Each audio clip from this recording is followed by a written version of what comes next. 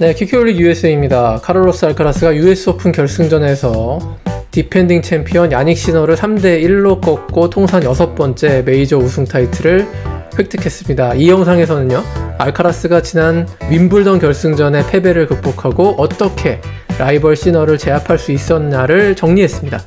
자, 알카라스는 이번 승리로 메이저 6승째를 거뒀는데요. 이제 알카라스의 그랜드슬램 우승 기록이 서서히 무게감이 실리고 있죠. 6번 우승을 22살에 했는데 이건 1978년 비에른보리 이후 두 번째 최연소 기록입니다. 자, 심지어 나달보다도 조금 더 빠른데요.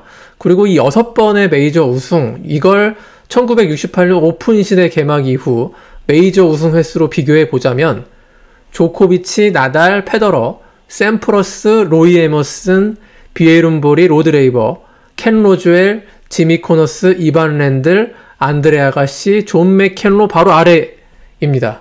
자, 이 이름들 다 전설인 거 아시죠? 이번 우승으로 알카라스는 랭킹 포인트 2000점을 획득해서 시너를 제치고 세계 1위를 되찾았습니다. 자, 연말까지 방어 포인트가 그렇게 많지 않아서 1위를 유지할 가능성도 꽤 높습니다.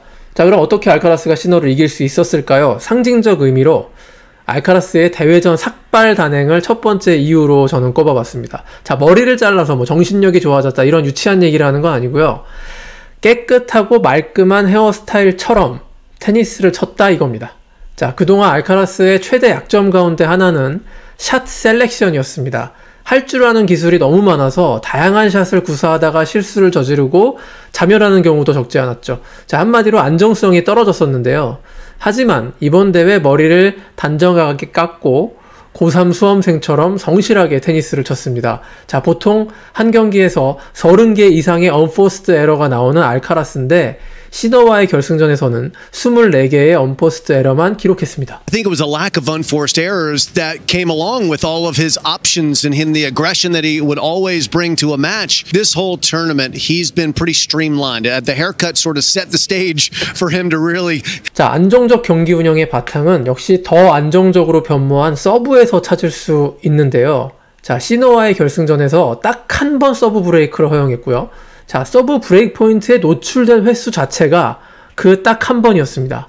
자, 나머지 서브 게임에서 전혀 브레이크 포인트 위기조차 맞지 않았다는 것인데요. 자, 시너의 리턴은 ATP 1위로 꼽히는데 이런 결과는 정말 쉽게 예상하지 못한 것이었죠.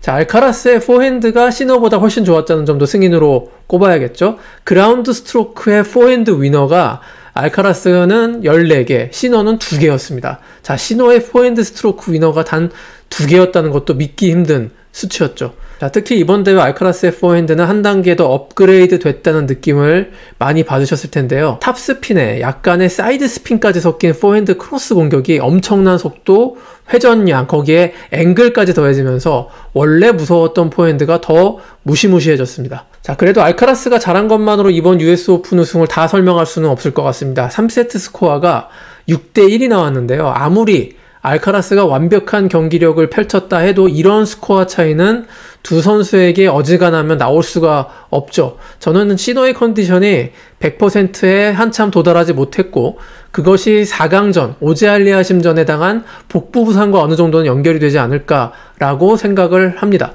자, 사실 부상 영향이 어느 정도였는지 기자회견장에서 기자들이 물어볼 것 같았는데, 자, 시너가 매너 좋게 완패를 인터뷰 초반부터 쿨하게 인정해서 그런 질문은 안 나온 것 같았어요. Today he was, cleaner than I was. That what I did great in London, he did the same to me here. So it's a little bit like that. The serve today was not on point. I felt I was struggling a lot today, but was already struggling during the tournament.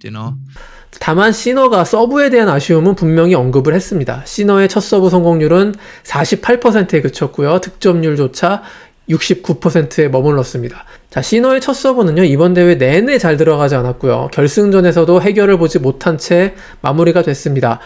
그런데 최근 2년 동안 야닉 시너의 약진 비결 가운데 하나가 더 강해진 서브에 있었습니다. 이번 US 오픈은 서브에서 또다시 작은 결함을 드러내면서 한 걸음 후퇴했다고 볼 수가 있고 또 다른 숙제를 안게 된 느낌입니다. 자, 이렇게 간단하게 알카라스가 시너를 꺾은 이유에 대해 살펴봤습니다. 5시간 반이 넘는 프랑스 오픈 결승전 같은 대서사시는 또 반복되지 않았습니다만 세계 랭킹 1, 2위 선수들이 3연속 메이저 대회 결승에서 맞붙는 그 뜨거운 라이벌 구도가 계속 이어지면서 내년을 더 기대할 수가 있을 것 같습니다. 자, 그럼 약 3주 가까이 계속된 테니스 축제 US 오픈을 함께 해주셔서 키키홀릭 시청자 여러분들 너무 감사드리고 저는 잠깐 숨 좀 돌리고 키키홀릭 USA 영상으로 꾸준하게 찾아뵙겠습니다. 지금까지 채플릴에서 키키홀릭이었습니다.